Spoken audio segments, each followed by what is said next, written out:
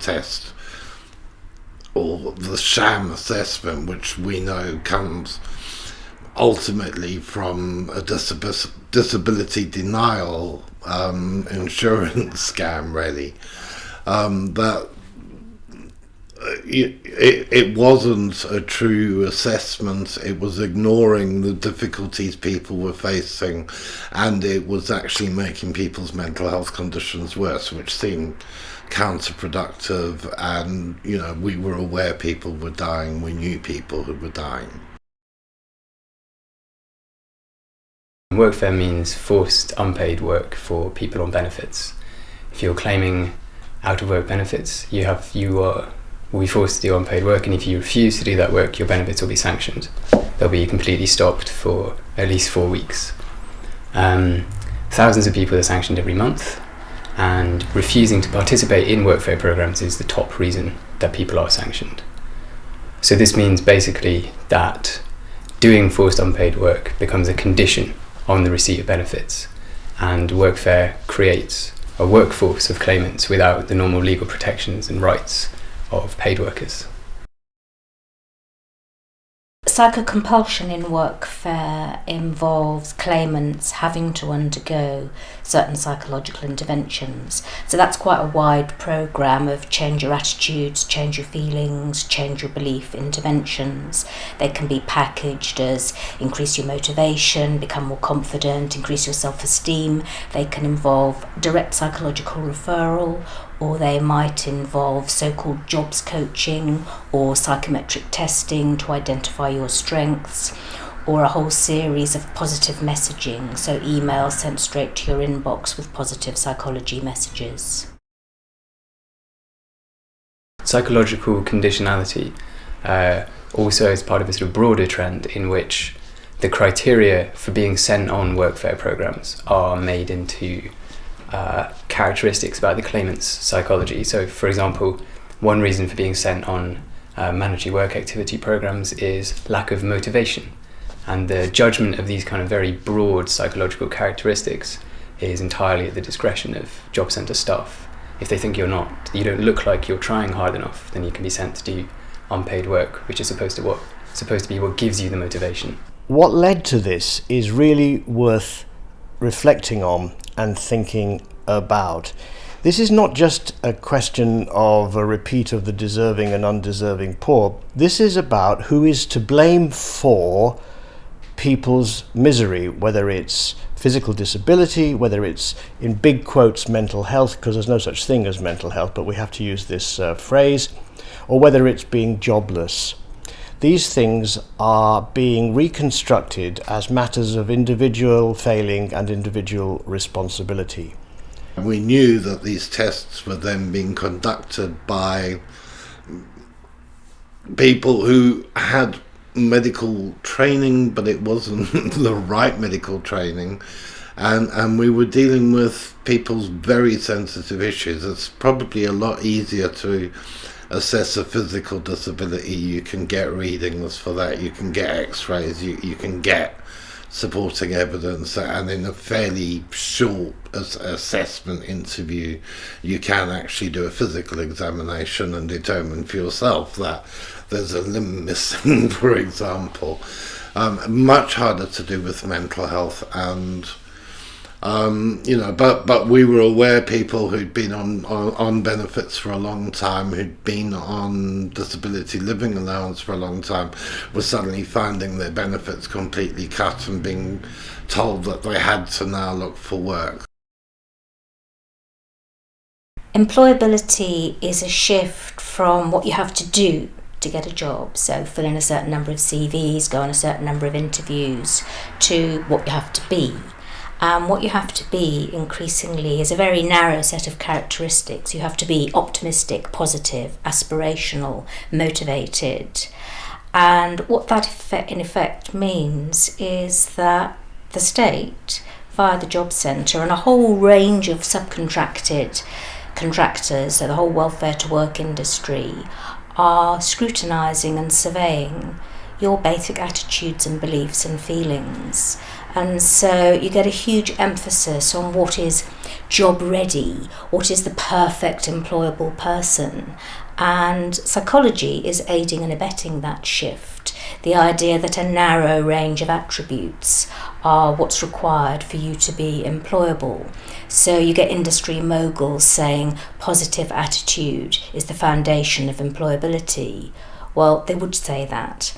And in cahoots with the cabinet, reeking of privilege, you hear people talking about the requirement for a positive attitude, a sort of happy, clappy, la-la land workforce, which is both dishonest and also extremely dangerous. It's requiring people claiming benefits and low-paid workers to suspend their critical faculties.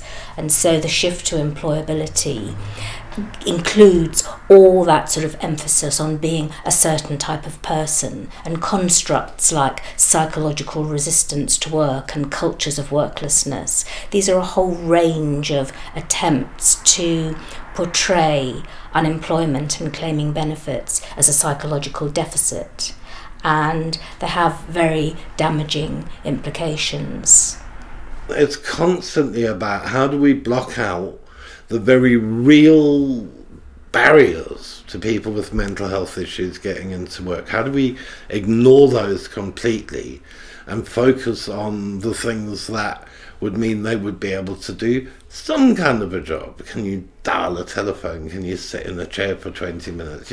I mean, one of the most bizarre things I remember was a woman being told she was wheelchair bound, needed the wheelchair, but without the wheelchair she was forced to lie on the floor, but she could move one arm, and they were like, well, you could have a job which could involve lying on the floor and pushing a button, which I suppose she could, but does such a job even exist? The whole thing goes into its own craziness, really. We're supposed to be the people who are mad, but really the system itself it beggars belief. There doesn't seem to be much sanity in what they're doing. I had a psychiatrist before. I had been in intensive treatment before. They knew about my history. They knew that it goes back to childhood trauma. It's been compounded by a lot of different trauma along the way, and other people are having the same experience, that there is just nothing. It has been pared back to the bone.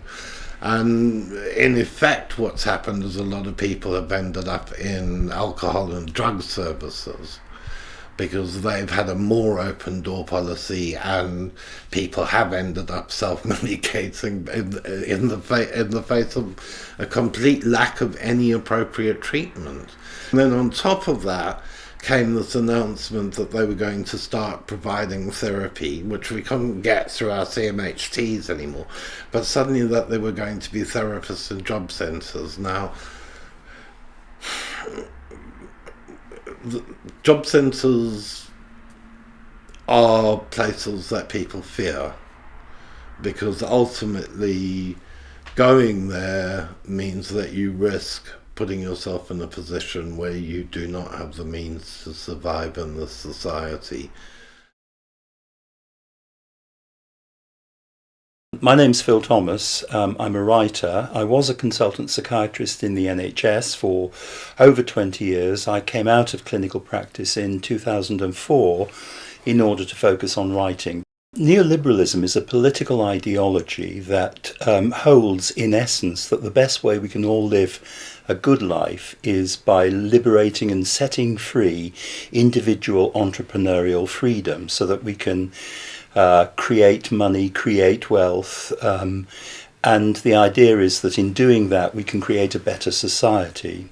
It originated, well, there's a lot of debate about when it originated. Clearly it relates originally to 19th century ideas about liberalism, but it originated really, I think, with the policies of Ronald Reagan in the USA and Margaret Thatcher in this country.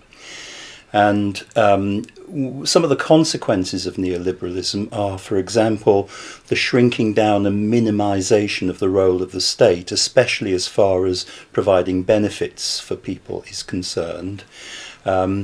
creating, liberating entrepreneurs so that they can actually carry on the business of creating wealth. And that means deregulation of business, of industry, so that people, to make it a lot easier, in fact, I think the theory is to enable people to make money and to create wealth.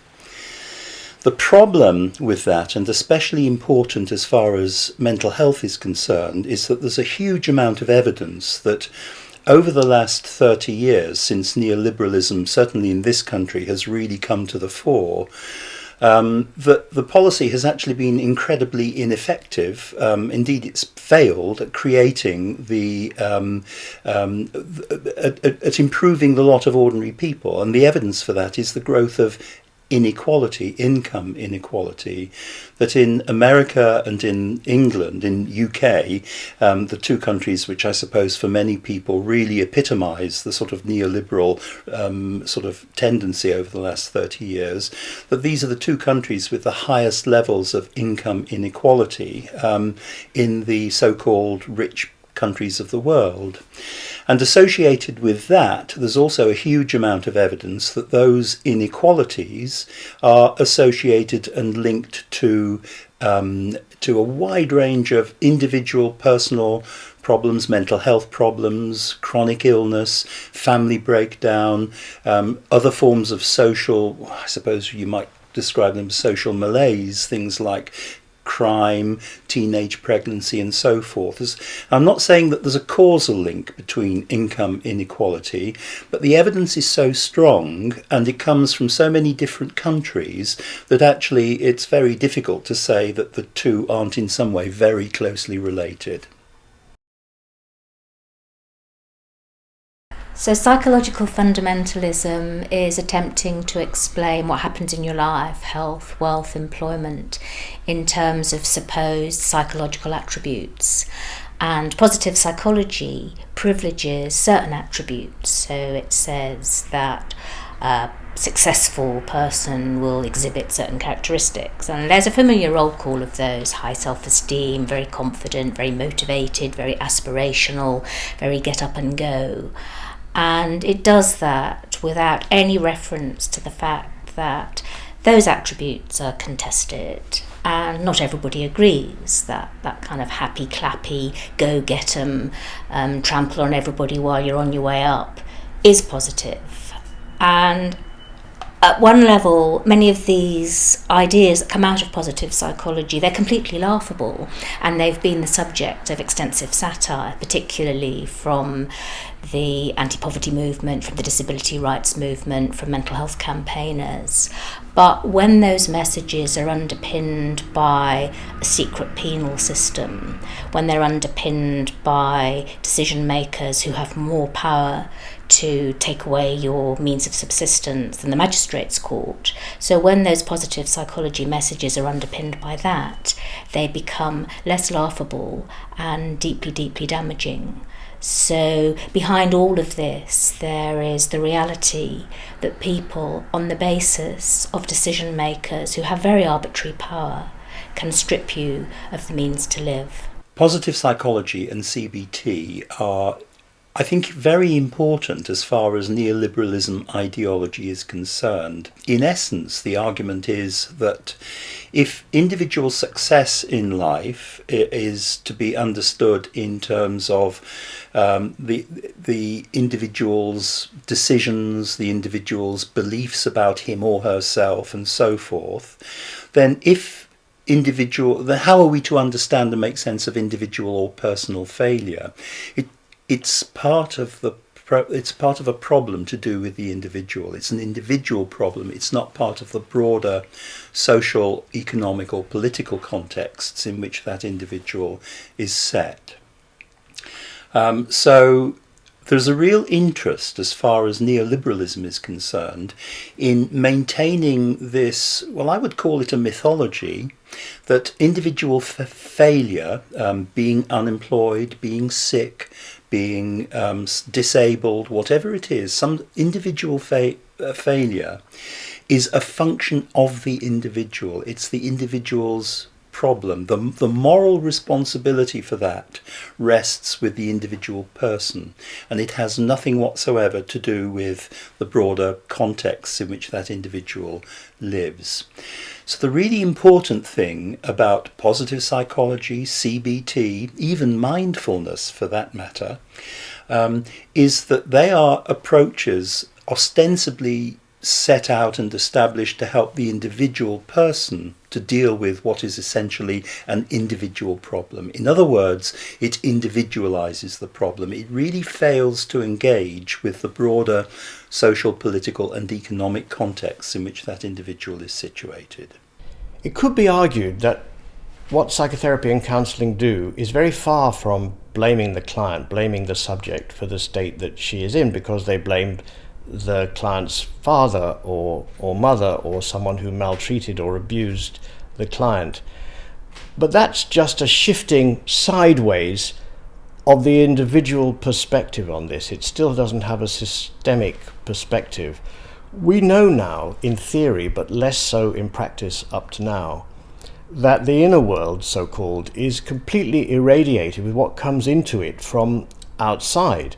That's why therapist clients talk a lot about economic injustice, environmental despoliation, war and violence. Their inner worlds, and hence their distress, has actually begun to move away from mum, away from dad, away from the terrible school, and actually out into the world.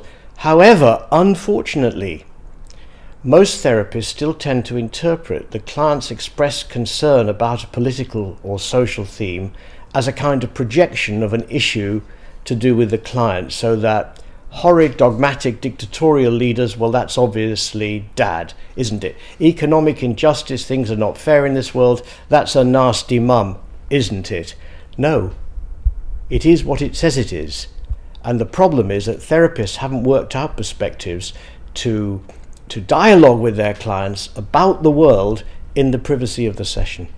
I think it's important to point out that positive psychology and CBT are so important to the government's management of the unemployed, people who are receive benefits, benefit claimants, people with disabilities, people with mental health problems, that they've really turned their attention big time on those groups. And so they've recruited, and we've seen this certainly over the last 12 months since the government, the last Tory government was elected, in a growing tendency to what Lene and her colleagues have called psychocompulsion. That is that benefit claimants, people with disabilities, mental health problems, are forced and coerced into receiving psychological, so-called psychological therapies such as positive psychology or CBT, and they're forced into that by being told that right, you're going to have this course of therapy in the job centre usually, and if you refuse to comply with it, we'll sanction you, we'll stop your benefits. Recently we were looking at a programme for a doctors training day and conference, and they were offering hour-long sessions on how to make use of CBT, and how GPs can make use of CBT in 10-minute sessions. You just think, this is just playing with fairy dust. And so I think the problem here is that unwittingly a great large number of psychologists, therapists are being sucked into what is effectively a form of political coercion serving the interests of neoliberalism. Now, the therapists who so eagerly protested against all of this, me included, should have waited a couple of minutes and thought about their possible contribution to this weird ideology of you are to blame for being in a pickle. Because to a certain extent, notions of autonomy, notions of growth, notions of realizing your full potential, individuation, self-actualization, even the Freudian nonsense of genitality, all these things speak to the individual explanation for whatever kind of social issue we're talking about. So I think that the lack amongst the mass of therapists who supported these protests of an understanding that they too are part of the privatization of everything, that they too lack a sustained meta-analysis, a sociological or political analysis of what's going on. It would have been perhaps a little more seemly. I'm proud of the profession for speaking up and defending its ethics, but I don't think we really all thought through to what extent we are caught up in the neoliberal project. And by the way, you don't get round it by doing therapy in groups or peer counselling or something like that. Therapy is wedded to a whole set of standards and principles that constitute liberal individualism. Maybe that could change, or maybe not. But the fact is, we are implicated as well as bearing witness to what the British government is doing at this moment in relation to the privatisation and individualisation of misery. A growing number of psych professionals, so psychologists, psychotherapists, etc., are expressing growing concern about the way in which psychology is being used, both to support austerity and also to support a welfare to work rhetoric. And more psychologists are joining forces with campaigners like Workfare, like Mental Health Resistance Network, to oppose the misuse of psychology and particularly to raise questions about the ethics of delivering psychotherapy in coercive environments. But what we still need from those psychological professionals is a visible and a united and a public campaign against the misuse of psychological therapies, against the misuse of psychological discourse to legitimate the kind of things that the Department for Work and Pension is doing at the moment. We need them to organise and to arrange for non-participation in these kind of treatments. We need them to realise that it's not only in cases where having a certain treatment is made absolutely and explicitly a condition on receiving benefits. We have to see what kind of an environment the job centre is and what kind of a place the welfare to work industry is. And we need psychological professionals to refuse to participate in that, to refuse to participate in the ideology of the work cure. I think also we need to start challenging the idea that work is wonderful, and the idea that a society wholly dominated by work is in all our interests, because work is not delivering an income people can live on for millions and millions of people. It's consuming people's time, their health, their creativity, their relationships. Far from work curing, work is destroying in many cases, and we need a much more honest debate about that. And the extent to which psychology has been co-opted into the work is wonderful agenda is seriously damaging. It's also deeply dishonest. So there is a need for a much more critical look at the idea that unemployment and claiming benefits are psychological disorders, and that those disorders of claiming benefits and being unemployed should be cured via work. The real problem here is that these approaches actually make it very, very difficult for individuals to come together and to take some sort of collective action. And there's a very strong view, I think, certainly one that I have, is that the most important way of setting people free is to bring them together so that they can actually share their experiences, identify the sources of their oppression and their misery, and take action of some sort or another against that. The real thing that I think is happening here is not about saving the money, not about reducing the welfare bill, not yet.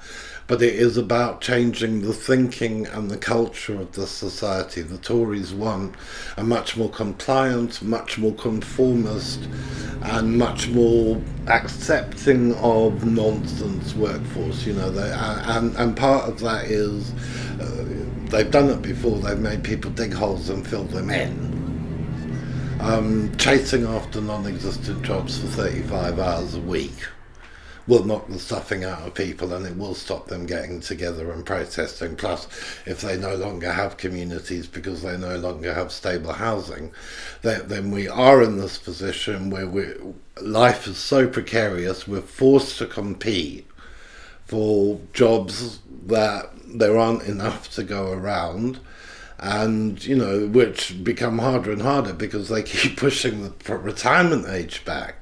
So jobs aren't being freed up by people retiring, so young people aren't being given a chance to move into them. There's this incredible scramble going for what in effect are lowly paid, insecure, unstimulating, unsatisfying jobs, which leave us, I think are not good for our mental health, do not make us feel good about ourselves, and are serving solely to make the already far too rich even richer. And, they're sitting there, they're having these extravagant lifestyles, turning up in these extravagant vehicles, living in these massive houses of which they have several, and we're creating this wealth for them. And they are pissing on us. This is a global phenomenon, and the thing in common with all of these things are the corporations. Those are what are taking over our lives. Those are what are pushing us towards fascism. They are the ones that have the power. They are the ones that have the ears of the politicians and the money to bribe the politicians. And that is the real fight, and that's the bit that is really hard to get hold of. Which, as you can see from the sign over there, is called the Employment Academy. Now what has an Employment Academy got to do with people suffering from mental health issues? They say if we get jobs, we'll feel better. But we've got news for them. We've got a new banner, it's coming out in a minute. It says working isn't working.